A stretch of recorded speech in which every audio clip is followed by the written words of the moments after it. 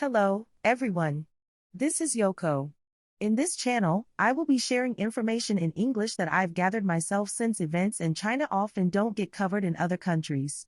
I acquire information from various media sources, and I would be delighted to receive your opinions and comments on the content of the videos. If you enjoy the content, please consider subscribing to the channel and showing your support. Today, I'd like to talk about China's middle class. When we discuss the middle class, the initial question that comes to mind is what is it? In Japanese, when we say middle class, it refers to the social stratum that occupies an intermediate position between the capitalist class and the working class in a capitalist society. Specifically, it includes small and medium-sized industrialists, self-employed individuals, doctors, lawyers, white-collar workers, and others. It's not necessarily about the annual income but more about the position between capital and labor. Now, when we use the term middle class in Japanese, it comes with the connotation of a certain level of income, but it might have a slightly different nuance in China. China is officially a communist country, so formally, it might not be considered a capitalist society. However, in reality, it is different from Japan and even more so from the United States. While the term middle class is used in China, the criteria for income levels might be different. For reference, China is a communist country, so whether it is a capitalist society is debatable, but in practice, it is different. In terms of income, there is an image of relatively high-income individuals compared to Japan. In Japanese, the middle class refers to a stratum position between the capitalist class and the working class in a capitalist society. However, in Chinese, the term middle class is associated with a certain income level. According to an article, a monthly income of 3,000 yuan is considered the standard for the middle class. However, some criticize this as too low for a decent living. By the way, 3,000 yuan is approximately 60,000 yen at the current exchange rate. In China, where dual-income households are common, a monthly income of 120,000 yen for a married couple would be considered middle class. However, there are criticisms that this does not truly represent the middle class. Nevertheless, this is how it is categorized in China. Anyway, let's talk about the characteristics of China's middle class.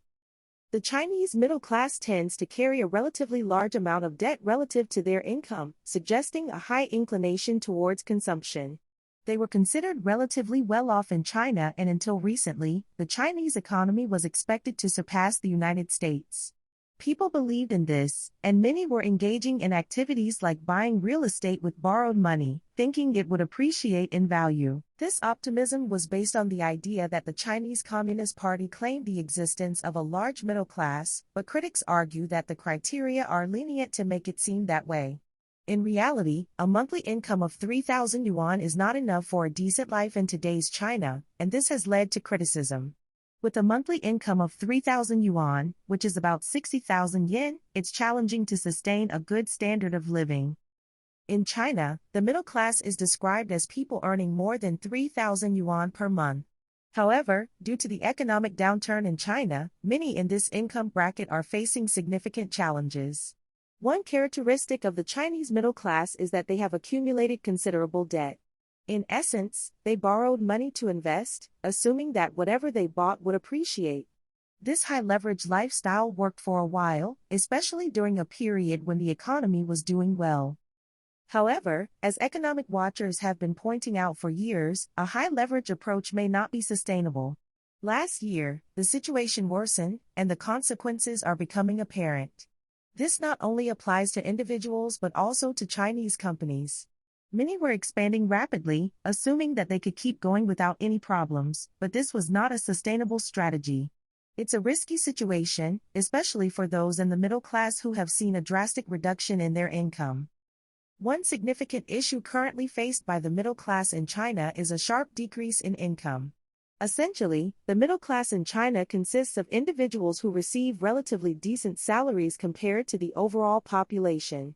However, cases where one of the spouses loses their job or where existing salaries are reduced, instead of increased, are quite common.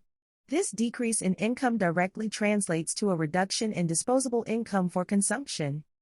In essence, the once optimistic middle class in China about the economic future is now facing challenges due to a decrease in income and high levels of debt. This situation not only poses issues for individuals but also reflects broader economic challenges in China. Furthermore, a significant problem is the shrinking asset values. The Chinese middle class had been borrowing money to invest, with real estate, financial products, and stocks being common investment choices.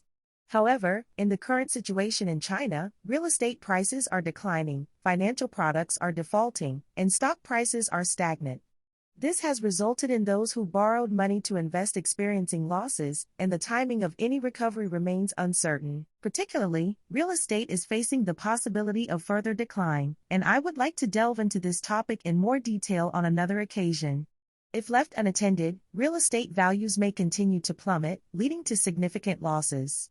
Additionally, there are cases where individuals, unable to repay debts to banks, are selling their properties to cut losses. However, even selling the property may not cover the entire debt, leaving individuals in a situation with remaining debt. In this challenging scenario, the middle class in China is not only experiencing a sharp decrease in income but also facing the risk of substantial losses due to their investment endeavors. This situation not only affects individuals but also contributes to broader economic challenges in China. Moreover, the decreasing asset values have broader consequences, such as the inability of some individuals to repay debts to banks. Some are selling their properties to repay loans, while others might face foreclosure due to loan defaults. This situation creates a ripple effect, impacting employment and salaries of those working in industries related to real estate and luxury goods. As mentioned earlier, the Chinese middle class, once optimistic about their economic future, is now caught in a downturn, with decreasing incomes and high levels of debt. This not only represents a personal challenge for individuals but also contributes to a negative spiral affecting various sectors of the economy. In the current economic climate, the Chinese middle class is facing difficulties not only in maintaining their lifestyle but also in making investments that were once considered promising. This shift has led to a decline in the purchase of luxury goods, impacting foreign brands in the Chinese market. The economic challenges are so severe that individuals who were once part of the middle class are now struggling, leading to potential long-lasting consequences for the Chinese economy. That concludes our discussion for today. Until next time.